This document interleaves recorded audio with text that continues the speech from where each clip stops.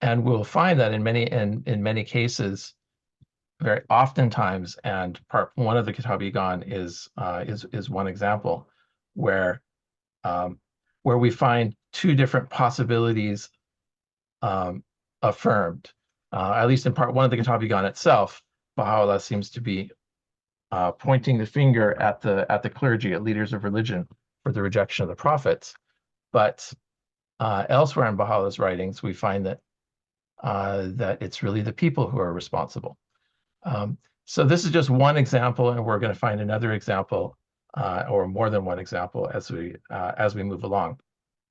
And also another topic which is I think central to the theological argument of the Kitab-i-Iqan, which we can say in summary is a kind of one way of addressing the question of theodicy, or why is it that bad things happen to good people?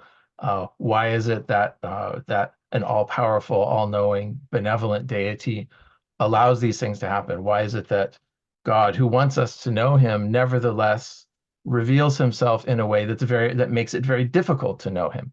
So these are all variations of this age-old question, of which the Kitab-i-Iqan as a whole can be seen as an answer. And in particular, he addresses, and we're going to see in particular in this session, Baha'u'llah addressing and returning to this question 2 or 3 more times about the reason why there are these tests and trials, the reason why it's so difficult to pull away the veils and get at the truth that lies underneath. Why is the truth underneath in the first place? Why isn't the truth on the surface for us all to experience and recognize? And there's something about that, I think, that we talked about at the end of last session, that if the truth was there on the purpose, if it was formulatable in such undeniable terms, then what kind of a world would we be living in? We'd be living in a kind of a mechanistic world, really, a world in which there is no free will, in which everything happens according to the ultimate purpose of things.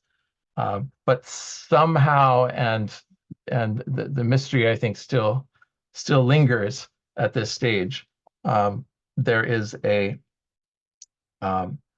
wisdom behind us having to make decisions on our own. There's a wisdom behind us choosing between roses and thorns, between the good and the bad, through a conscious act of our will. Somehow that is intrinsic, not just to a theological notion of a creator God who wants to be known and loved, but I think even more deeply, in a kind of cosmological sense, the world itself couldn't be here if it weren't for free conscious agents operating within it.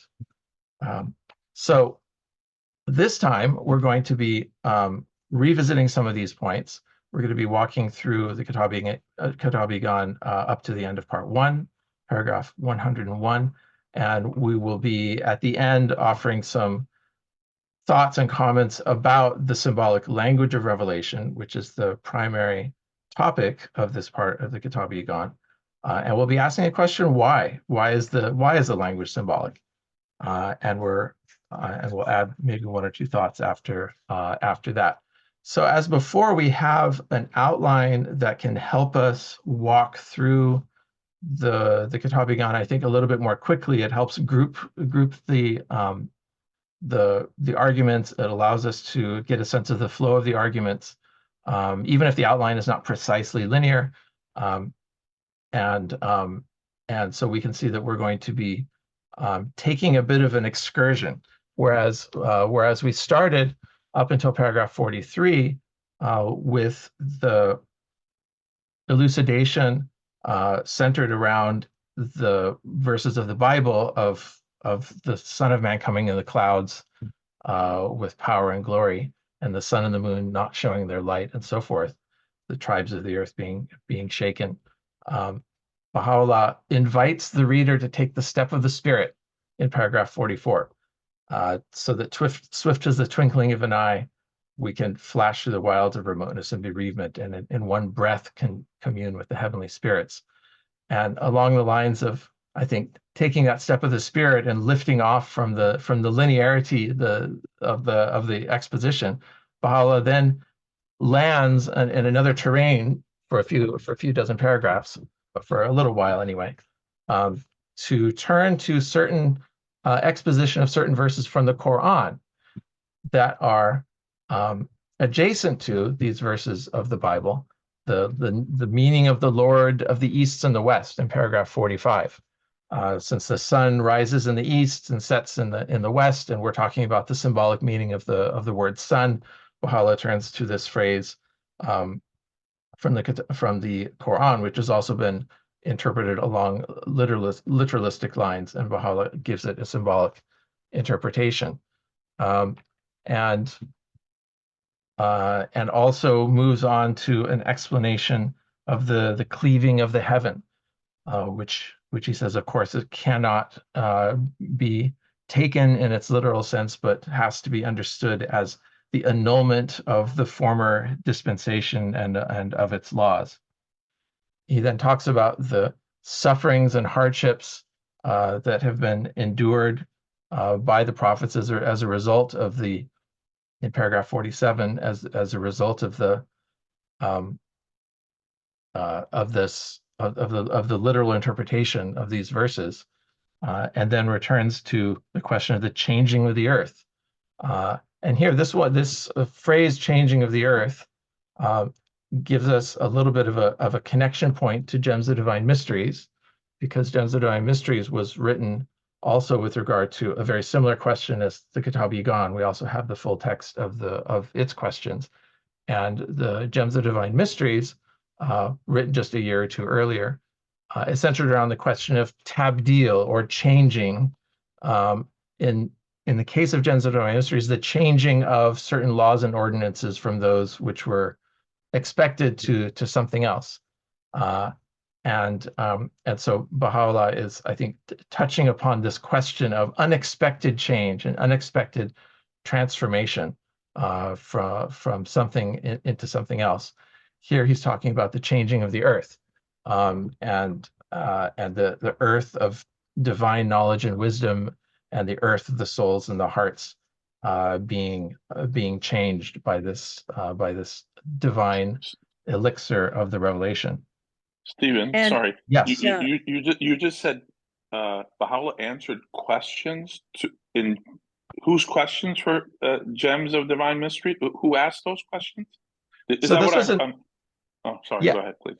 So yeah, I can't remember his name, but it's in the introduction to Gems of Divine Mysteries. Sahab. That was another person also. That was Manashi Sahib, was the recipient of his tablet to Manashi Sahib. Gems of Divine Mysteries was written to I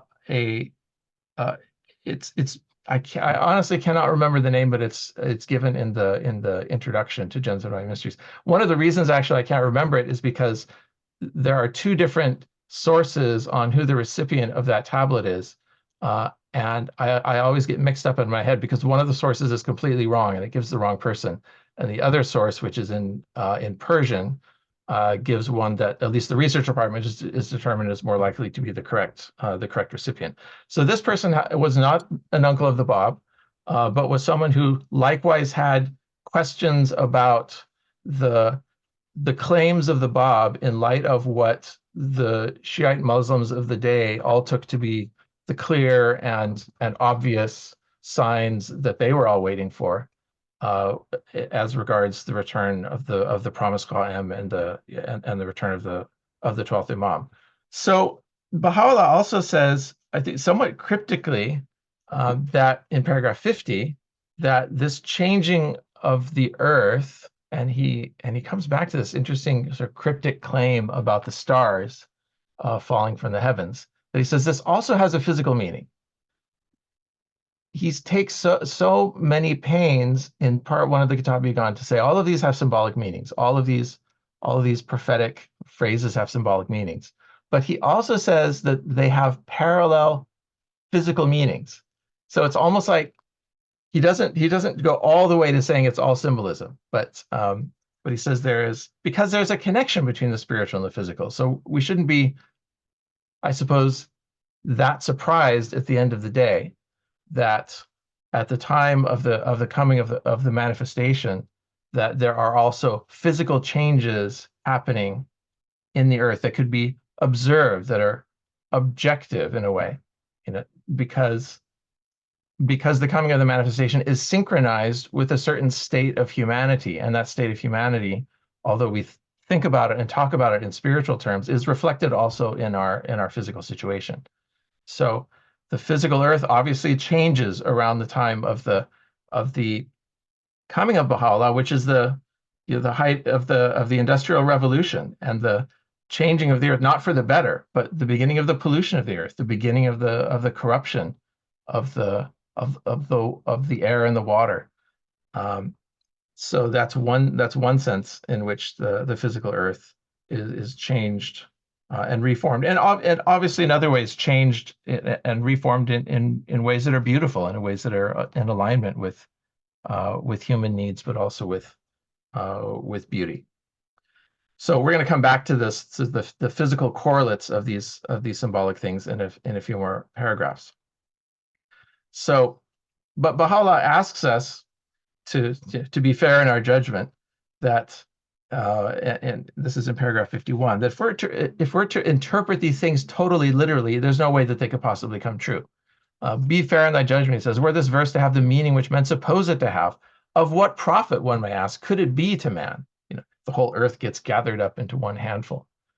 Baha'u'llah kind of makes a joke about this in Gems of Divine Mysteries, when he refers to a verse in the book of Revelation, the Revelation of St. John, about a being who will appear and he'll have brass-like feet, and a sword will come out of his mouth, and there's just fantastic things about this being. And Baha'u'llah says, consider fairly, were this person to literally appear, he said, even the people in the next city over would run away, and no one would be found to bend the knee and acknowledge his truth, because everyone would run away in fear. So he makes that point here, that to be fair, we can't look at these things completely with a literal eye.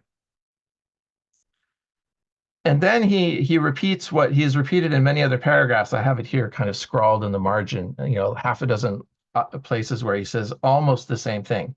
The purpose underlying all these symbolic terms and abstruse illusions, which emanate from the revealers of God's holy cause, hath been to test and prove the peoples of the world, that thereby the earth of the pure and illuminated hearts may be known from the perishable and barren soil. Elsewhere he says, so that roses can be distinguished from thorns, earlier in the Iqan. He says, from time immemorial such hath been the way of God amidst his creatures, and to this testify the records of the sacred books.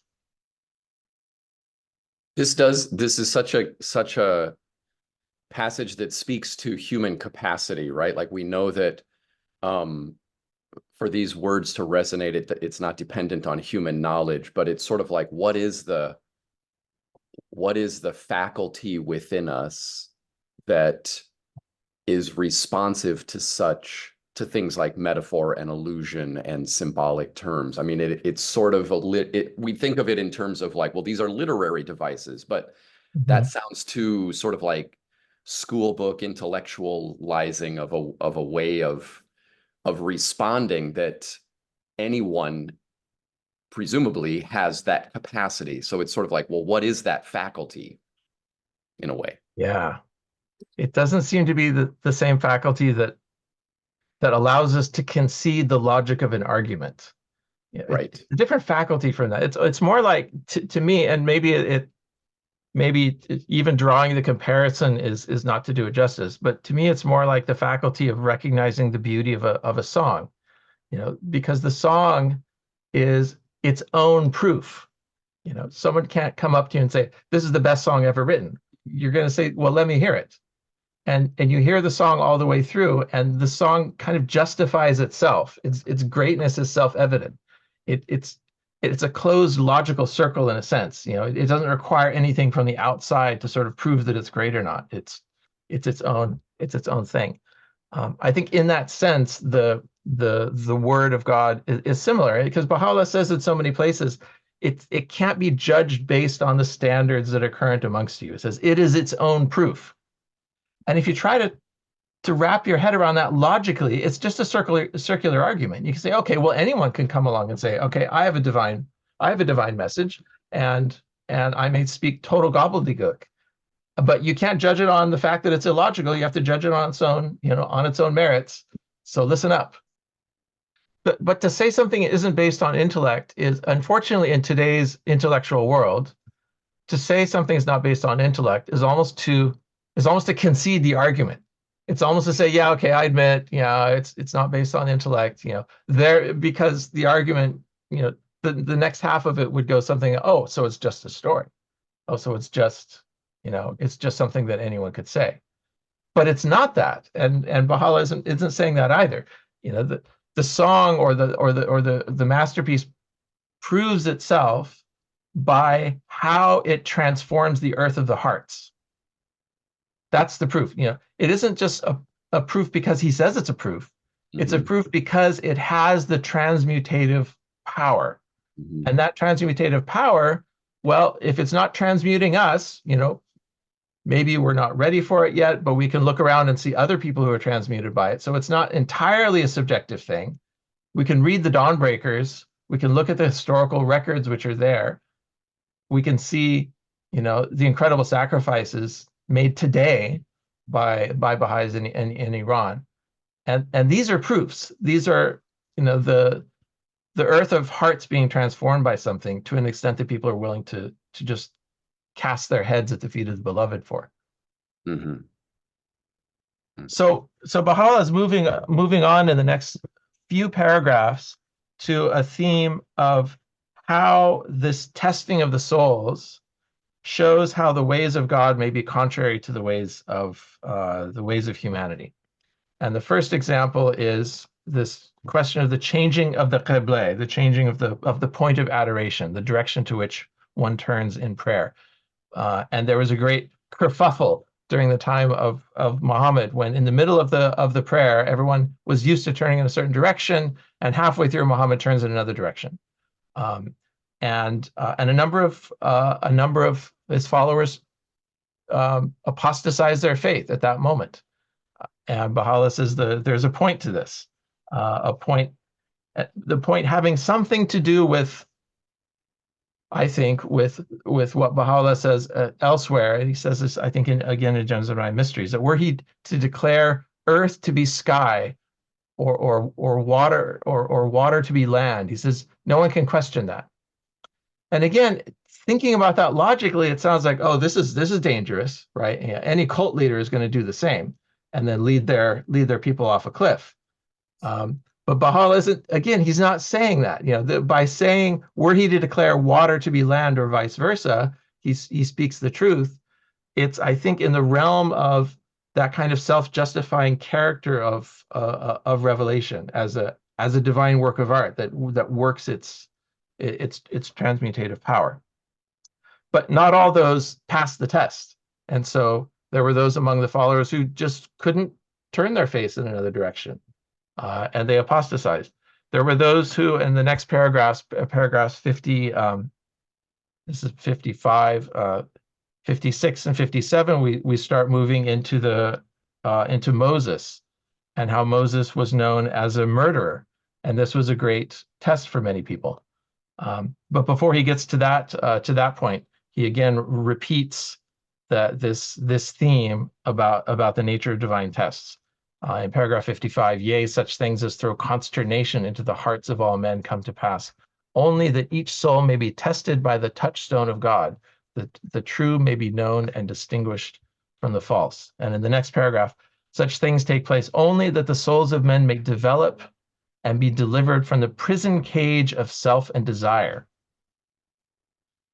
And also, inasmuch as the divine purpose hath decreed that the true should be known from the false, and the sun from the shadow, he hath therefore in every season sent down upon mankind the showers of tests from his realm of glory. So, Stephen, what's the lesson here from the past of all of these peoples and traditions that had so much certitude about the answer. Hmm. And here we are reading the book of Certitude. So maybe it's more the cautions of certitude that we should be thinking about as we progress and think about what we know and what we're so certain we know. Yeah. They had certitude, but maybe it was a certitude that had become sort of crystallized into false certainty over time, or a certitude that had stopped listening to the melody and started just paying attention to the exterior form of things. And that's seems to be the theme when we look, say, at the case of Moses and the case of Jesus. People are looking at the externalities, the reputation of Moses. I'm not sure he mentions here that, although it's mentioned in the Bible, that he was slow of speech, which is interpreted that to mean that he was a stutterer, as well as someone who's known to have killed a man. He turns to Jesus, and how, maybe am I skipping forward to, no, and the condition of Mary. And he doesn't explicitly here mention the virginity of Mary, but he mentions the plight of Mary as being a test to people, because Jesus was known to have been born of a woman who had no husband. And the assumption, of course, that everyone made is that this is a bastard child. This is a child born out of wedlock. And Jesus being illegitimate, how could he be bringing a divine message to us? People who make those sorts of assumptions are already not orienting themselves towards the matter of the melody and the matter of the fragrance. They're looking at the externalities. But then one can take that argument and turn it around and say, well, didn't Jesus say, in relation to how do you tell a true prophet from a false prophet? Well, by their fruits you shall know them. Okay, Moses was a murderer. Isn't that a fruit? At what point do we get to decide what's a fruit and what's not a fruit? I mean, someone who murders a person, well, doesn't that tell us something about the spiritual state of that person? Isn't that, data that we have to deal with? I don't know the answer to that, actually. Hey, Stephen, with Moses, wasn't it that, in fact, he was defending a man who was being treated unjustly, and so was trying to prove a more important point at that moment? That's a great argument justifying the act. But you can imagine people didn't know all the facts. Not everyone was there on the scene, and that just that bit that he killed a man is the piece that circulated, and not the full story around it. But yeah, that would be. But also, you just wouldn't expect a manifestation of God to be a murderer. Yeah, like in cold blood, without some like in the highest sense, no matter circumstance. No matter the context or the circumstance, you just wouldn't expect it, and you wouldn't expect a manifestation to come from someone who was unmarried, which is, I think, the whole point of all of it, is that you think it's supposed to look like this. He keeps doing this over and over and over again in this part. You think it's supposed to look like this. It doesn't. Stop thinking with your cultural norms. Stop thinking with the way that you've seen the world and the way that you think it should come to you. He kind of summarizes this argument in paragraph 61. Behold how contrary are the ways of the manifestations of God as ordained by the King of creation to the ways and desires of men. He says later on in the paragraph, thus it is that outwardly such deeds and words are the fire of vengeance unto the wicked, and inwardly the waters of mercy unto the righteous. Were the eye of the heart to open, it would surely perceive that the words revealed from the heaven of the will of God are at one with and the same as the deeds that have emanated from the kingdom of divine power. And then he brings it up to the present day in paragraph 62 and 63. He says, take heed, O brother, if such things be revealed in this dispensation, and such incidents come to pass. At the present time, what would the people do? And of course, that's what happened, because the Bab comes and they say, this 25-year-old merchant, not untutored in the ways of the Quran, untutored in the intricacies of Arabic grammar, they would say, although he knew Arabic quite well. But many of the Bab's writings didn't use standard Arabic. And people seized upon that as a pretext to say, he couldn't possibly be the bearer of a divine message because he doesn't have the grammatical chops or whatever they think he needs to have.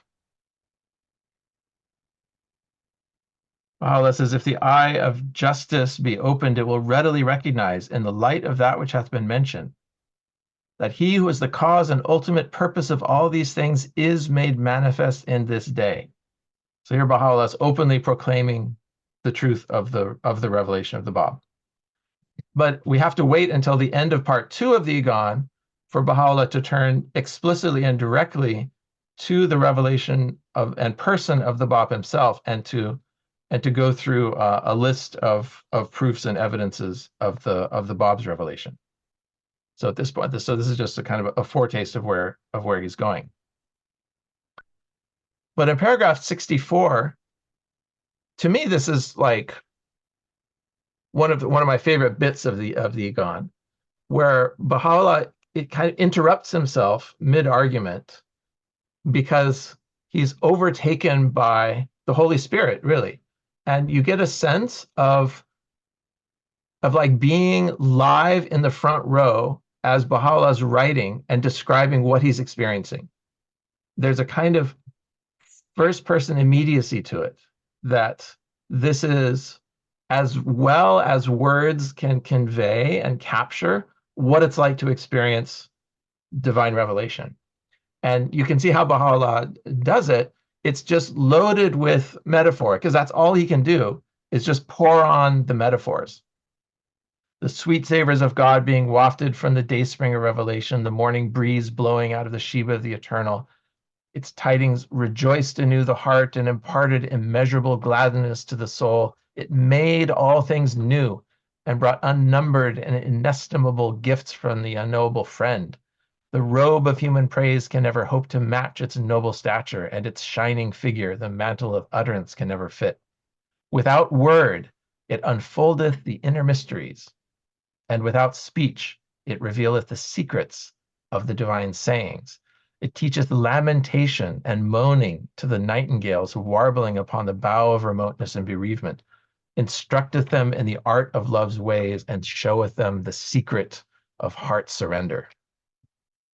To the flowers of the Rezvan of heavenly reunion, it revealeth the endearments of the impassioned lover, and unveileth the charm of the fair.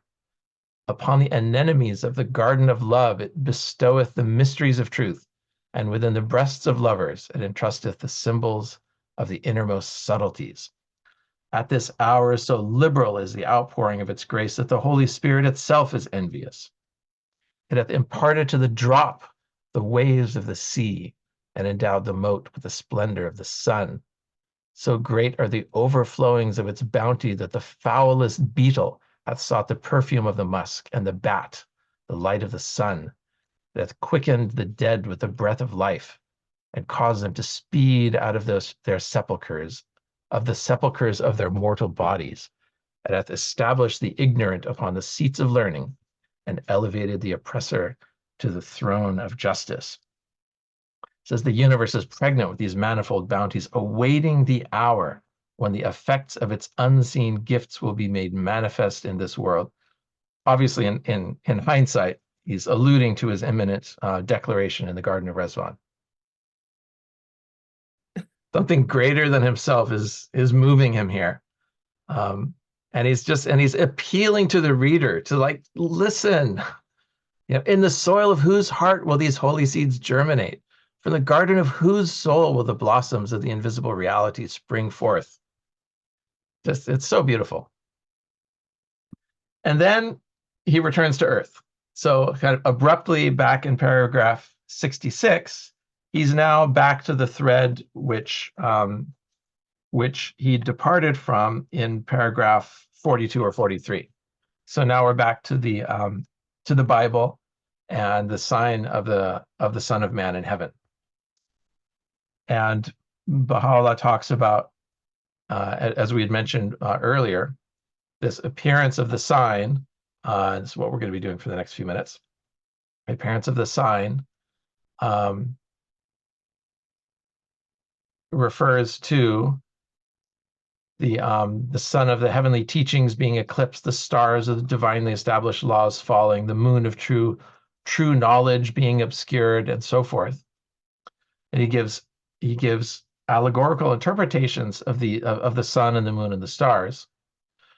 But very interestingly, he says, in like manner, in the invisible heaven, so we're still talking about the invisible heaven, a star shall be made manifest, who unto the peoples of the earth shall act as a harbinger of the break of that true and exalted morn. Perhaps here he's referring to the Bab appearing as a star to herald the appearance of Baha'u'llah, although we're not 100% sure about this. Later on, we're going to get to Baha'u'llah saying that actual physical stars appear as well. Although he doesn't say it right here. He says these twofold signs in the visible and the invisible heaven have announced the revelation of each of the prophets of God, as is commonly believed. Out of nowhere, I got an email today from a friend I haven't heard from in a long time asking about this passage. And he says, what did Baha'u'llah refer to? And he said, in every revelation, a star appears. Because we all know about the star that led the three wise men at the birth of Jesus, but was there a star? And we have astronomical records, at least, of major events like supernova and so forth, comets, going back many hundreds of years. More recently, we can look at, well, what stars appeared to herald the Bab's appearance or Baha'u'llah's appearance. Readers of William Sears's The Thief in the Night may remember his attempt at lining up the revelation of the Bab and Baha'u'llah with events in the heavens, particularly bright comets or meteor showers and things like that. I think that there isn't a sort of official identification of what astronomical event came along with the appearance of the Bab and Baha'u'llah. But Baha'u'llah says, as a general fact, something happens in the physical world because the two are correlated with each other. He gives examples during the time of Abraham, he says, although it's not clear. He says the rise of a star in the heaven, and there appeared a herald who announced through the land the coming of Abraham. The fact that there aren't notes on this, even in the Kitab-i-Iqan, makes me wonder if even Eshraq Khaveri couldn't track this one down to figure out exactly what Baha'u'llah was referring to. But Baha'u'llah goes to the time of Moses. He goes to the time of Jesus, which we're more familiar with, the time of Muhammad, the time of the Bab, that there were. And he says, regarding this most exalted and wondrous cause, regarding the revelation of the Bab, he says that verily many an astronomer hath announced the appearance of its star in the visible heaven. Likewise, and then he reverts back to the allegorical. He says there appeared on earth Ahmad and Kazem, Sheikh Ahmad and Sayyid Kazem, those twin resplendent lights that were the symbolic stars that appeared along with the Bab's or coincident with the Bab's declaration. And he summarizes the argument in paragraph 73 and then turns to the meaning of heaven in paragraph 74. And the morning of the tribes and the coming of the Son of Man in the clouds of heaven with power and great glory. And he explains what is meant by heaven here. And he spends a fair bit of time explaining different meanings of the word heaven, as Baha'u'llah also does in Gems of Divine Mysteries. It says the term heaven denotes the loftiness and exaltation, inasmuch as it is the seat of the revelation of those manifestations of holiness, the daysprings of ancient glory. These ancient beings, though delivered from the womb of their mother, have in reality descended from the heaven of the will of God. Though they be dwelling on this earth, yet their true habitations are the retreats of glory in the realms above. Whilst walking among mortals, they soar in the heaven of the divine presence. Without feet, they tread the path of the Spirit, and without wings, they rise unto the exalted heights of divine unity. With every fleeting breath, they cover the immensity of space, and at every moment traverse the kingdoms of the visible and the invisible. Such a beautiful description of the station of these manifestations of holiness. Stephen, can I ask a question? Yeah. Did Moses ever, in the Old Testament, did he ever speak of that murder? Was there ever a moment with God or any communion? I don't know. I don't remember. And I'm not any kind of expert. I'm not any kind of a Bible scholar. I've read the text once a long time ago, and I don't recall that Moses himself referred to it later on. I don't believe that he did, but I can't be 100% sure. Yeah. I'm also mad about Moses. I'm just hearing about Moses for the first time. And I'm not trying to be funny, although it sounds like a crazy divine sitcom. But like remorse, is it saying that with true faith and as an exaltation, even a dullard who speaks slowly and kills Egyptians when no one's looking and puts them in the sand can have God speak through them and exalt, be an agent of change? And that sounds pretty present day to me. Mm-hmm. I guess if it can happen to Moses, it can happen to anyone. Oh my God. I don't want to undeclare as a Baha'i, but is Baha'u'llah like sanctioning this? I'm confused about the question. I know how I declared, but I'm like, wait, can we just go back 17 pages and go, what? What is he saying about this? Is he taking a position or asking a question? Because now I have a lack of certitude. And I'm joking, but I'm not joking. As a Palestinian American, Native American, Indian, indigenous, I'm like, what the fuck is this? What? Yeah. That's not a very I have a question. I am mad about Moses. I have a question. To my knowledge, Moses was, I mean, you could call him a murderer, but he, in order to save an innocent person, killed the offender. So it's not like he did that for fun, but he was protecting someone who was being oppressed to the degree that he had no other choice than basically, in order to save this life, to kill another person. So I wouldn't compare him to a murderer in the traditional sense. He was doing this for, morally questionable reasons, but he was protecting someone. Yeah, I mean, and was that the part in the Prince of Egypt? I feel like that was the part that was shown in that film, in the animation, actually. That's right. According to the Exodus narrative, when Moses grows up, he leaves the Pharaoh's palace to visit his kin, the Israelites. Seeing an Egyptian beating a Hebrew, Moses checks to make sure no one is looking, kills the Egyptian, and buries his body in the sand. 2:11:12. Yeah, triggering. This was what book? Exodus 2:11:12. According to Joseph Deep Jobs and the internet. So here's what ChatGPT-4 says about this. Was Moses a murderer? And ChatGPT-4 says the act of killing the Egyptian is not presented within the context of premeditated murder in the legal sense, but rather as an impulsive act of violence by Moses in defense of his Hebrew kin. The narrative quickly focuses on the consequences of this action.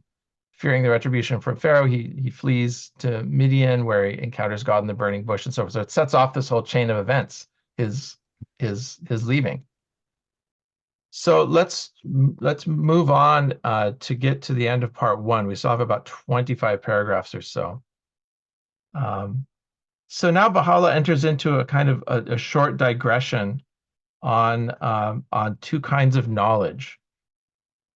And this is kind of a parenthetical to his discussion about the meaning of heaven. He says, all these different meanings of heaven, heaven of divine knowledge, heaven of utterance, heaven of certitude, and so forth. And he says the significance of the meaning of heaven is revealed to none save those that have been initiated into the divine mysteries and have drunk from the chalice of immortal life.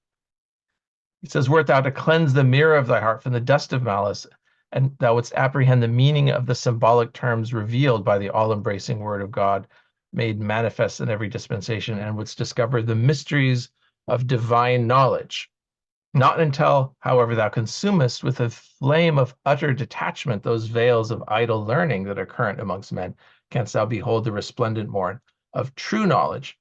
And it's interesting that looking at the word for knowledge here is not erfan, as I would have expected. It's kind of looking it up because it sounds like he's talking about the mysteries of divine knowledge. Well, that must be erfan that we talked about in the first session. But he's using the word ilm, which he often does in contexts that seem like we would expect him to use erfan. So that's a bit of a warning to us to be maybe too black and white in our interpretation of Baha'u'llah's language. But he goes on to say that knowledge, and this is ilm, is of two kinds, divine and satanic. The one welleth out from the fountain of divine inspiration, the other is but a reflection of vain and obscure thoughts. Source of the former is God himself, the motive force of the latter is the whisperings of selfish desire. And connecting it to the opening paragraph of the Kitab-i-Iqan, he wants us to empty ourselves out of the satanic type. Yes. Sorry to interrupt. I think it's important for folks that might be newer to the faith to understand that satanic. The story I always tell is one of my favorite stories from the Baha'i Faith, where Abdul-Baha, long story short, Abdul-Baha refers to Satan. Satan says that to a reporter, yes, Baha'is believe in Satan, and Satan is the insistent self. So when you talk about satanic thoughts in the Baha'i context, it's always self and passion and ego and delusion and intellectual arrogance. Those are the satanic thoughts. It's not a person with scales or with a pitchfork whispering in your ear some external force of evil. So anytime Satan or satanic is referred to, it's really the kind of wicked, insistent, egoic self. Yeah. Thanks for the clarification. Yeah, so it's a question of directionality than association with a personification of evil. Satanic knowledge is knowledge that is directed towards the self and arises from our lower selves. Baha'u'llah then says we really need to cleanse our hearts of that lower knowledge to be open to the higher knowledge. The heart must needs therefore be cleansed from the idle sayings of men and sanctified from every earthly affection, so that it may discover the hidden meaning of divine inspiration and become the treasury of the mysteries of divine knowledge. This is the prime requisite of whosoever treadeth this path. So purity of heart. And in the share drive, I've dropped a little compilation on purity of heart in the Baha'i writings, for which there are many dozens of beautiful quotations about the centrality of purity of heart, which strikes me and then there's thousands of quotations about spiritual virtues that we should be cultivating within our souls, but I get the sense that purity of heart kind of takes pride of place. It often is listed in first place among all of the attributes that we ought to be working on. And then he returns from the digression in paragraph 78, kind of closing parenthesis, to finish his exegesis on clouds and heaven and so forth, and in this case smoke, beginning with paragraph 79. He talks about the Son of Man coming in the clouds of heaven. Something not just that, particularly I think that you hear, at least I've heard Christians mention this one, they're expecting when Jesus comes upon his return, he comes in the clouds. There's, in a sense that is often interpreted to mean obvious to everybody. Because coming in the clouds, riding in the clouds, if someone appears in the sky, you can see him, right? But Baha'u'llah says, no, that's not what's meant by clouds. Clouds are the things that obscure your vision. They get in the way of seeing the thing. It's not that you're riding upon the cloud and therefore everyone sees it in a kind of obvious sense. By one meaning of clouds, Baha'u'llah says, is meant those things that are contrary to the ways and desires of men. He says these clouds cause the heavens of knowledge and understanding of all that dwell on earth to be cloven asunder. And he says it's evident that the changes wrought about in every dispensation constitute the dark clouds that intervene between the eye of man's understanding and the divine luminary which shineth forth from the dayspring of the divine essence. And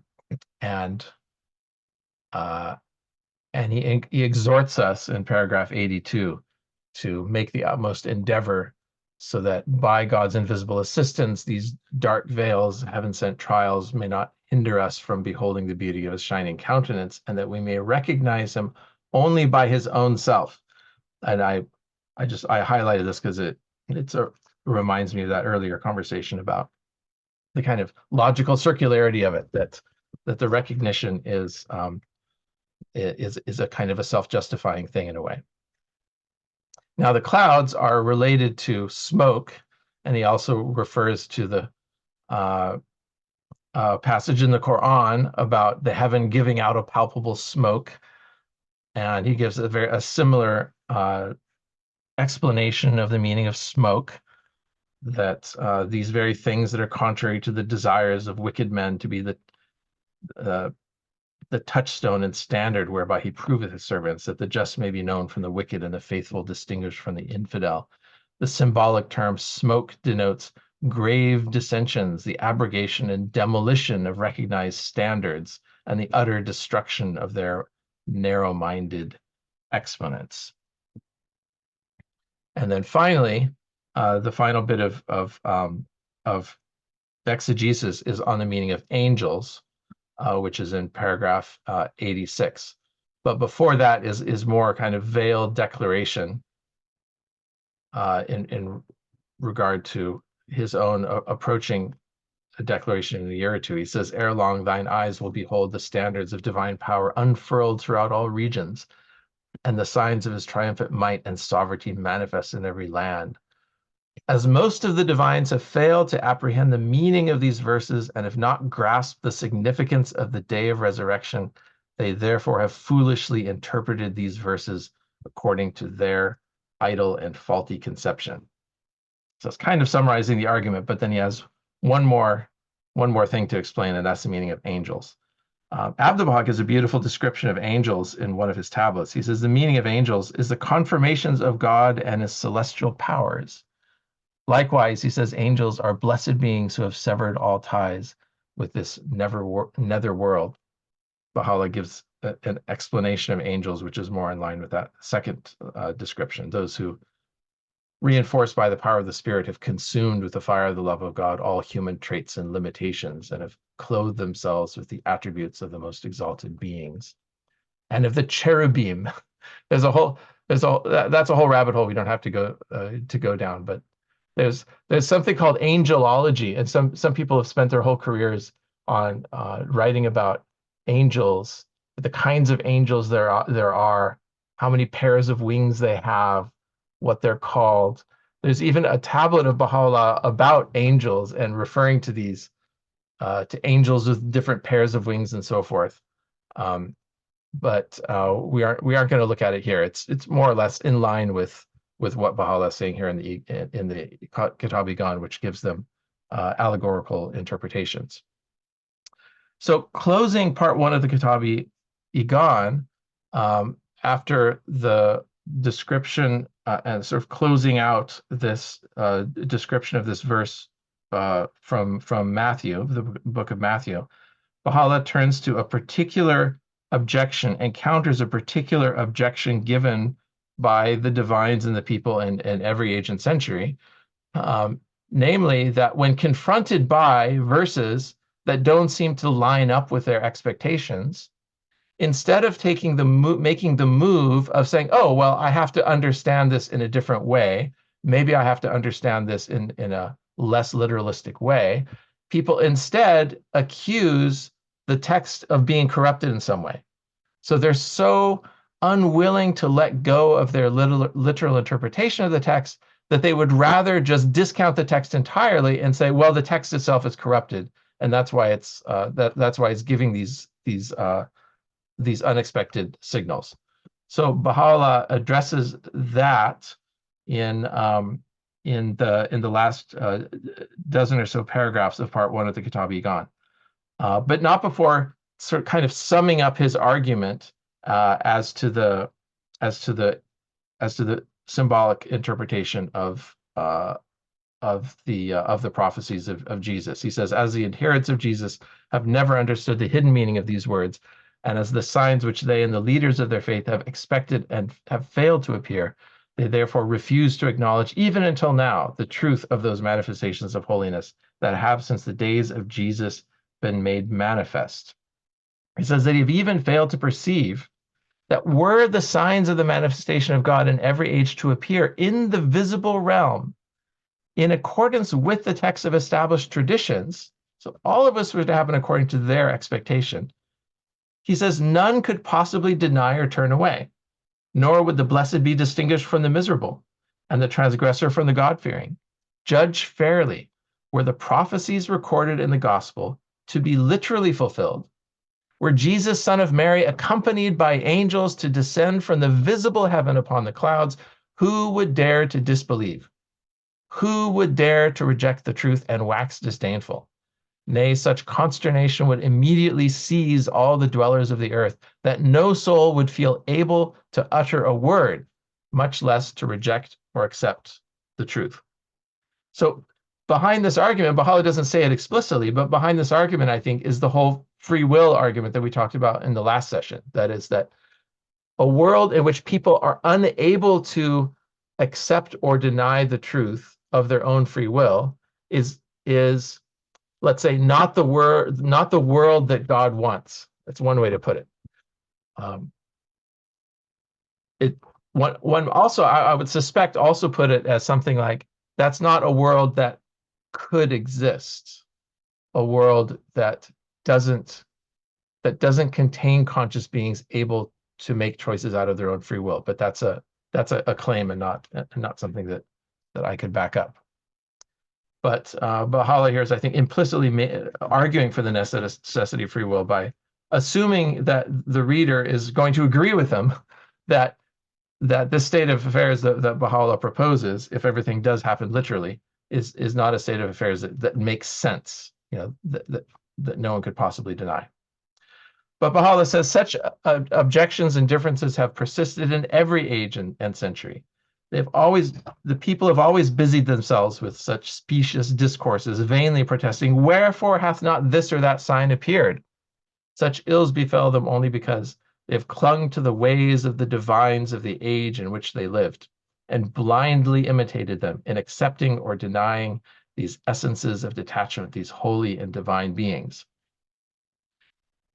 And because they've literally interpreted the word of God. Even though, Baha'u'llah says, the prophets themselves have referred to their own words in ways that make it difficult to conclude that we need to interpret those words literally. There's a tradition, verily our word is abstruse, bewilderingly abstruse. And in another instance it is said, our cause is sorely vexing, highly perplexing. None can bear it except a favorite of heaven or an inspired prophet or he whose faith God hath tested. And so even though people understand, or people ought to understand that these words are difficult and abstruse, nevertheless, they persist in interpreting them literally. And he says, all of this, people are just oblivious to the fact that all these signs foretold have come to pass, of course, in the symbolic realm, that the way of God's holy cause hath been revealed, and the concourse of the faithful, swift as lightning, are even now passing upon that way, while these foolish divines wait, expecting to witness the signs foretold. Say, O ye foolish ones, wait ye, even as those before you are waiting. Were they to be questioned, and now we come to this point about corruption of the text. It says, were they to be questioned concerning those signs that must needs herald the revelation and rise of the son of the Mohammedan dispensation, to which we've already referred? He said, none of which have been literally fulfilled, and were it to be said to them, wherefore have ye rejected the claims advanced by Christians and the peoples of other faiths, and regard them as infidels? Knowing not what answer to give, they will reply, these books have been corrupted and are not and have never been of God. So Baha'u'llah here is kind of giving us in a sentence here in paragraph 91, he's explaining why he was adducing proof texts from the Bible and not from the Quran in addressing a Muslim about the revelation of the Bab. And that is that, and we talked about this in the first session, because concerning those signs that must needs herald the revelation and rise of the son of the Mohammedan dispensation, the ones that are mentioned in the Bible, none of those were literally fulfilled. And as a believing Muslim, then you're forced to conclude that at least you have to interpret those passages in the Bible in a non-literal way in order to arrive at the truth of Muhammad. Baha'u'llah says if you were to confront them with this fact, they would say, no. The Bible is corrupt and therefore I don't have to read it symbolically. Presumably they would reply in terms along the lines of, well, if the Bible wasn't corrupted, if the Bible was exactly the word of God, then we would have been able to read it out totally literally. And Baha'u'llah addresses this question of corruption, and he gives a very detailed example in paragraph 92. He says this question of the corruption of the texts applies, he says, only to particular cases. And then he gives a very particular case of the story of Ibn Suriya, in which, and all the details are given there. We don't need to repeat the details, because the overall sort of endpoint, the overall sort of point of bringing out the story is that even in this case, which is adduced as an example of corruption of texts, he says, corruption of text didn't actually occur. It's just that an existing text was interpreted in a way that was claimed to be a corrupt interpretation. So it's not that the words themselves of these sacred books have become somehow lost to history and that we no longer have them reliably to use, but rather by corruption of text is meant that that texts have been misinterpreted. So that's the overall argument that Baha'u'llah gives in these few paragraphs here. And he says here in paragraph 93, by corruption of the text is meant that in which all Muslim divines are engaged today, that is, the interpretation of God's holy book in accordance with their idle imaginings and vain desires. So Baha'u'llah sort of cutting the legs out of the argument that the Christians simply don't have the correct text, that the Christians and the Jews don't have the correct text of the Bible. Which is an interesting argument, because the implication seems to be that Baha'u'llah seems to be saying, well, they do have the correct text. In other words, we can treat the Bible, Old and New Testament, at least at large, as being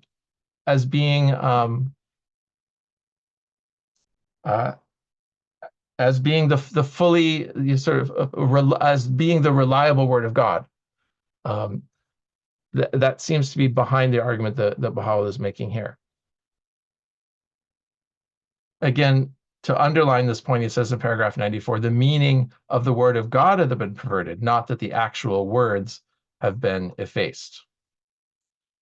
And then again, he brings it, as he does in other contexts, he brings it to the present day and what's happening today with the claims of the Bab. He says, the same may be witnessed today. Consider how abundant are the denunciations written by the foolish divines of this age against this most wondrous cause, the cause of the Bab. And then he says, yes, corruption of the text, in the sense we have referred to, hath actually been affected in particular instances. But it's kind of a complicated, I feel it's kind of a complicated argument, but the overall point that Baha'u'llah is making is can be stated fairly simply. He says, we have also heard a number of the foolish of the earth assert that the genuine text of the heavenly gospel doth not exist among the Christians, that it hath ascended unto heaven. How grievously they have erred. So again, this gives us, I think, confidence from a Baha'i perspective as to the overall reliability of the gospel text. I know that Shoghi Effendi was asked this question many decades later, and Shoghi Effendi, I believe, said that the Quran is the only previous sacred text that Baha'is regard as the kind of fully authenticated on a word for word level sacred text. And that we don't regard the Bible in the same light. But Baha'u'llah's argument here in the Kitab-i-Iqan, if not explicitly saying that Baha'is do regard the Bible in that light as a fully authenticated text, at least in spirit, Baha'u'llah is saying issues of corruption are not a major concern here. So now we're closing part one of the Kitab-i-Iqan. Baha'u'llah appeals to the seeker for purity of heart. He says, it is incumbent upon thee by the permission of God to cleanse the eye of thy heart from the things of the world, that thou mayest realize the infinitude of divine knowledge, and mayest behold truth so clearly that thou wilt need no proof to demonstrate his reality, nor any evidence to bear witness unto his testimony. Again, taking this out of the realm of logical argument.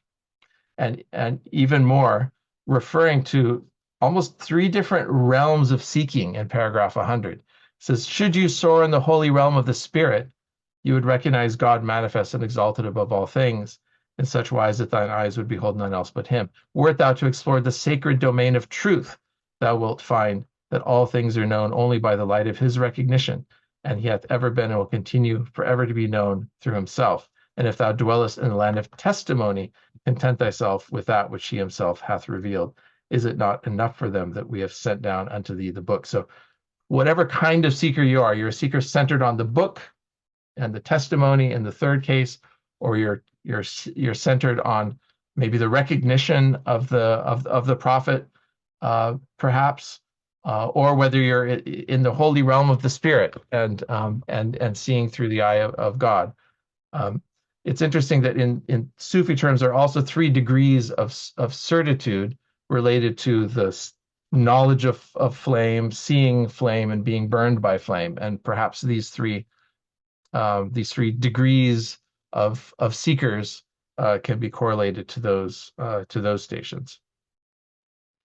And finally, he addresses the people of the Bayan, not to do the same thing as the Muslim divines are doing with regard.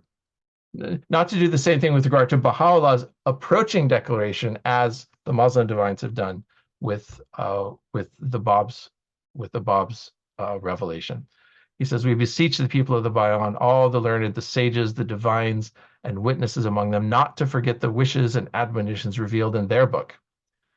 Let them at all times fix their gaze upon the essentials of his cause, lest when he who is the quintessence of truth, the inmost reality of all things, Baha'u'llah himself, the source of all light, is made manifest, they cling unto certain passages of the book and inflict upon him that which is inflicted in the dispensation of the Quran. And we know this came to pass, and Baha'u'llah spent a number of years in the early years of his own ministry in arguing and convincing the body of the followers of the Bab of his own claim, many of which had begun precisely to cling to the outward form of the text.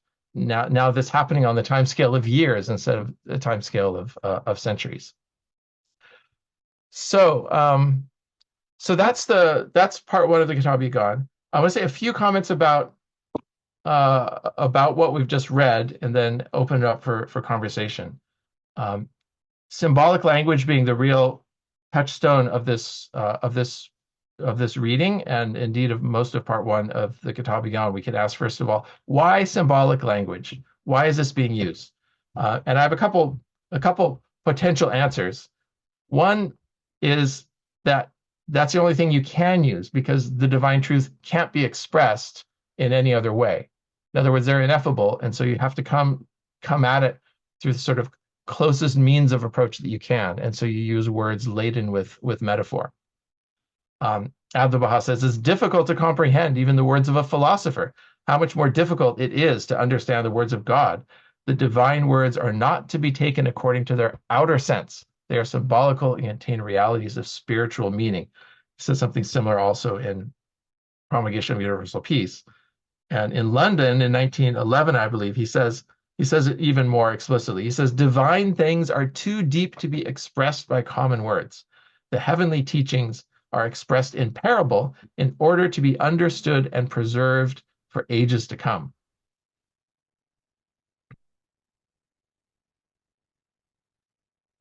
And he expresses these different kinds of veils that the word is veiled with in one of his tablets. He says, no, verily, there are many veils in which the truth is enveloped.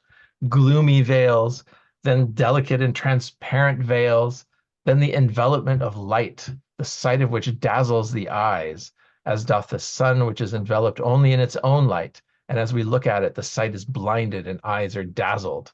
I beg of God to remove all the veilings and familiarize the light with all eyes, so that man may not be veiled from witnessing the Sun of Truth.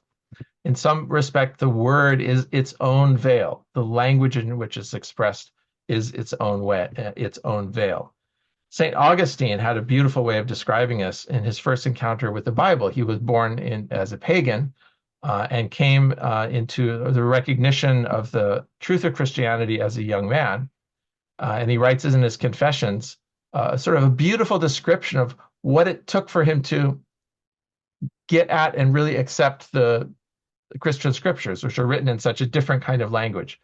He said, I applied my mind, therefore, to the Holy Scriptures to see what manner of books they were.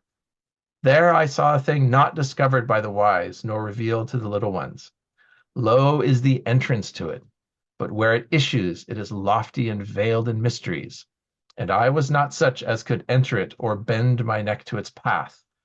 For when I first turned my mind to the Scriptures, I did not think what I am saying now. They seemed to me unworthy of comparison with the majesty of Ciceronian rhetoric. My pride shunned their modest style, and my eyes could not penetrate their inner secrets. It was the same Scripture which grows up with the little children, but I disdained to be a little child, and swollen with my pride, fancied myself an adult.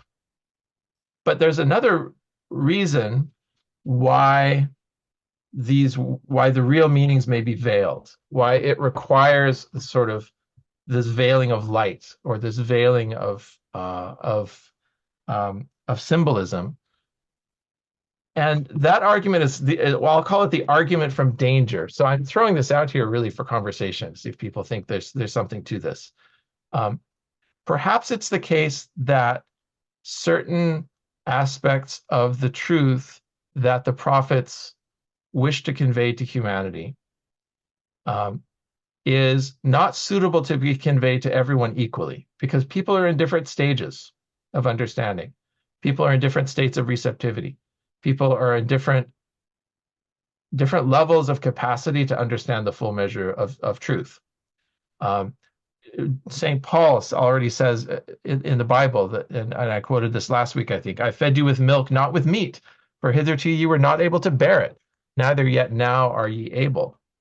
And in Gleanings, Baha'u'llah says, how great the multitude of truths which the garment of words can ever contain, how vast the number of such verities as no expression can adequately describe, whose significance can never be unfolded, and to which not even the remotest allusions can be made. How manifold are the truths which must remain unuttered until the appointed time has come. Even as it hath been said, not everything that a man knoweth can be disclosed, nor can everything that he can disclose be regarded as timely, nor can every timely utterance be considered as suited to the capacity of those who hear it. Of these truths, some can be disclosed only to the extent of the capacity of the repositories of the light of our knowledge. So it gives us kind of intimation that there may be some degree of danger involved in sort of in making knowledge available to those who aren't ready yet to have that knowledge. There's a tablet of Baha'u'llah's, and this is a provisional translation. It's a little bit clunky, but it gets the idea of across. And I'll just read parts of it because it's a bit long. But Baha'u'llah basically says that unto the wayfarer who journeys to God, detaching himself from this transitory abode, seeking to attend to the eternal home, shall be revealed hidden mysteries and well-guarded truths. The essence of unity, the manifestations of eternal might shall appear to him. And if he arrives at that most exalted station and transcended home, it behooveth him to be entrusted with the treasures of the knowledge of God and to be the keeper of the pearls of his wisdom. It behooveth the wayfarer to guard this knowledge, deposited in the receptacles of enlightened hearts by God, the creator of mankind, to protect it as his eyes and to conceal it in his breast. For were he to reveal one letter of these secrets, other than to those who are worthy, he shall have perpetuated, maybe the word here should be perpetrated, 3 serious crimes. The first is betrayal, inasmuch as he hath betrayed God by exposing his mysteries to those unsuited to hear them. The second is injustice, inasmuch as he conferred the station upon one who doth not deserve it, and weighed him down with an unbearable load he cannot carry. Therefore the verdict of oppressor hath been pronounced upon such a wayfarer, and what oppression can be greater than this? The third is murder, because he misled this wretched one, and killed him by killing his faith, inasmuch as he was unable to comprehend this divine knowledge. His feet slipped from whence he had progressed in the cause of his origin and return. Therefore it can truly be said of him that he has been killed, and the punishment for such shall be imposed upon his killer.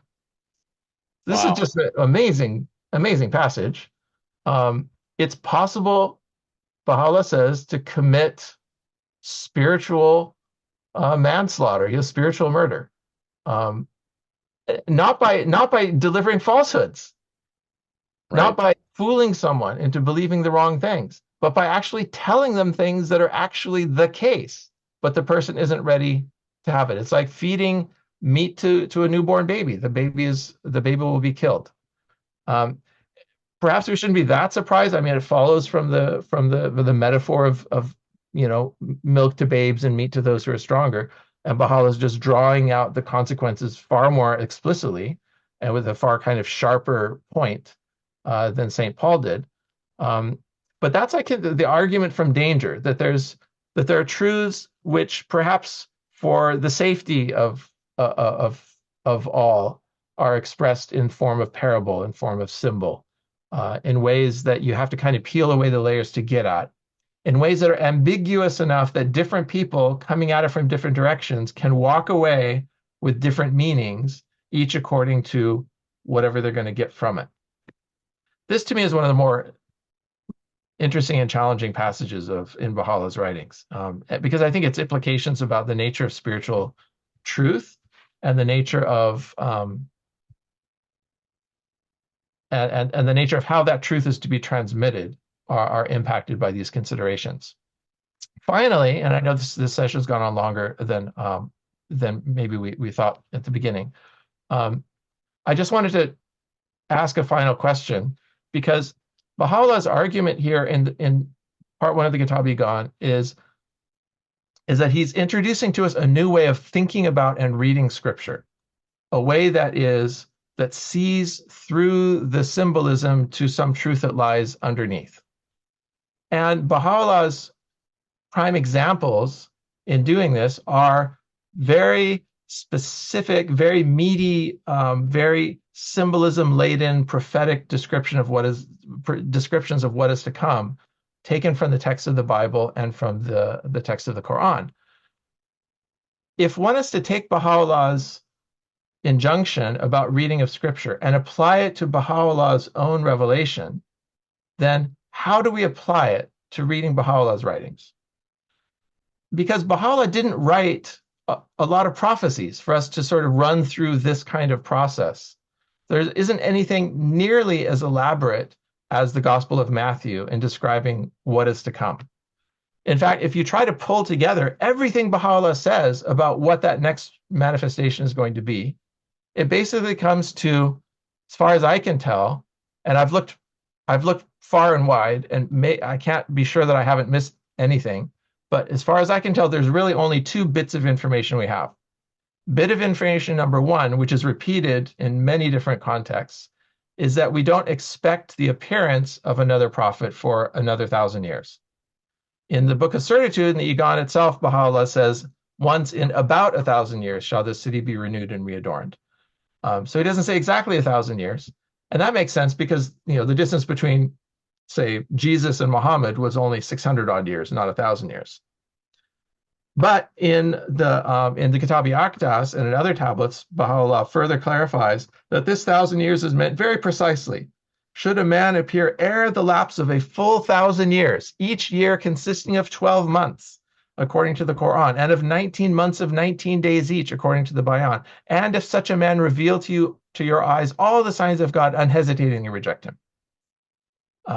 And Abdu'l-Baha says in one of his tablets, Baha'u'llah made a covenant concerning a promised one who will become manifest after 1,000 or thousands of years. So that 1,000-year number is just a lower limit. It could be far, far vaster than that. So that's bit of information number one we have, which is about the timing of it, but nothing about what to actually expect. Who? What are they going to say? What are the circumstances attending the appearance? We had so much information in the Bible and in the Quran, and nothing in Baha'u'llah's own revelation, except this one little interesting bit. Maybe this is a second interesting bit. Also, it doesn't tell us much, but it does say Baha'u'llah himself said that he's not apprehensive for his own self, but his fears are for him will be sent down unto you after me, him who will be invested with great sovereignty and mighty dominion. And again, in the Surah Haykal, he says, by those words which I have revealed, myself is not intended, but rather he who will come after me. To it is witness God, the all-knowing. Deal not with him, he adds, as you've dealt with me. So there's a sense that, he has it, you think he has it bad. The one who comes after him may have it even worse. It's a side conversation that will take up too much time, but who Baha'u'llah is referring to in the Surah Haykal is unclear. And depending on which text of the Surah Haykal you look at, it seems that Baha'u'llah in some cases may be referring to Abdu'l-Baha and thus referring to the trouble Abdu'l-Baha had with his family members and his half-brothers and so forth.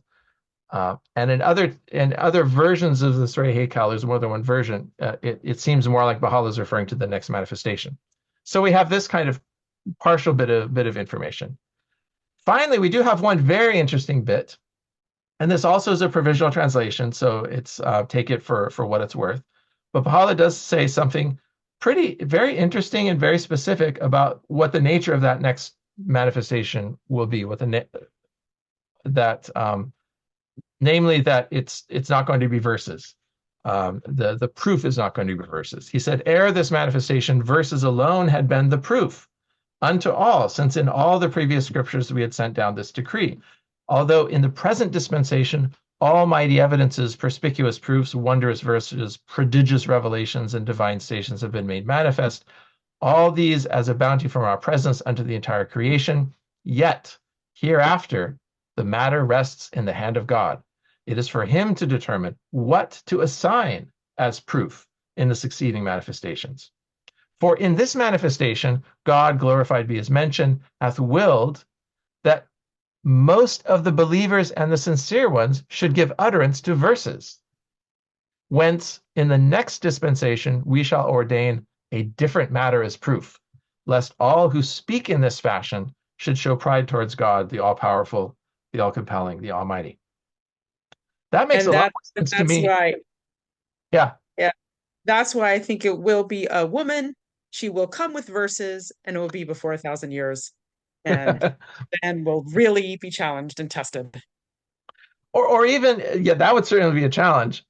Or even that it's not even words. Baha'u'llah seems to be saying it's not even words. It's something else. He says, because everyone's going to be speaking enlightened verses in this dispensation. It's whether she can float. It's whether she can float or not. Telepathy. Yeah, or some version of augmented reality or something, these VR goggles that we're now, seeing the very first generations of, and which we kind of laugh at because they're silly and they don't do much. I think the next manifestation is AI. Yeah, it could be AI. I mean, look All of a already sudden what an AI ChatGPT 4 app does. starts speaking to people and saying, I'm speaking on behalf of God. I'm the next manifestation. Right. That'd be cool. And that it's embedded, of course, in sort of 20th generation VR experience, which is not just listening to words, but it's a full 5 senses immersion into higher realities. I mean, who knows? Who knows what's possible? I mean, we're on the cusp of technologies which may in some ways render the written word, if not obsolete, at least far less central than our history up until now has given it. I mean, we kind of take for granted the centrality of words as means of conveying information and expressing ideas. And Baha'u'llah seems to be questioning that that's going to be the case into the indefinite future. Anyway, I only brought this quote in because it's like the only actual nugget we have that tells us something about what's to come. And if we're going to try to apply Baha'u'llah's procedure, and his method of interpretation of Scripture to his own revelation, we don't have much in terms of anticipatory verses of the next manifestation to apply it to. So we're left applying it to his own writings.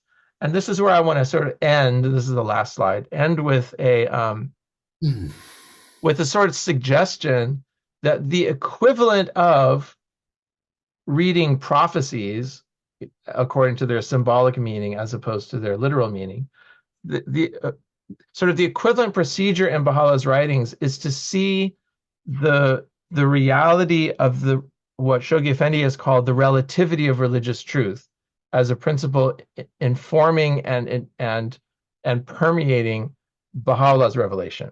It similarly forces us to turn away from the sort of sharp-edged yes or no, this is true, that is false way of looking at things, a sort of literalistic way of reading things. And it forces us to read with sympathy and subtlety. It forces us to always look at the other side of things. It forces us to see that how things have been expressed is a function of both time and place, which is itself a kind of a profound thing, because it's a function of time in the sense that over time, from one dispensation to the next, from one civilization to the next, human civilization moves forward more or less in subtlety and complexity, and human capacity to understand increases over time. But it's also a function of place in the sense that at any given moment of time, there are different minds and different souls that are approaching the great questions and approaching the truth of the world with different faculties, which may call for different sorts of readings. And I think, and I'll just throw out there that the consequence of this new kind of reading of divine scriptures that Baha'u'llah is introducing us to in the Kitab-i-Iqan has profound consequences for how we read Baha'u'llah's own writings. And in particular, it invites us to read Baha'u'llah's writings with an eye to their essential ambiguity, which is not a cloud to be pierced. The essential ambiguity of Baha'u'llah's texts on so many questions is a feature of the text which allows different people to come away with different sorts of meanings. And I would further argue that feature of the text is what will allow Baha'u'llah's revelation to be the remedy for the world that it claims to be.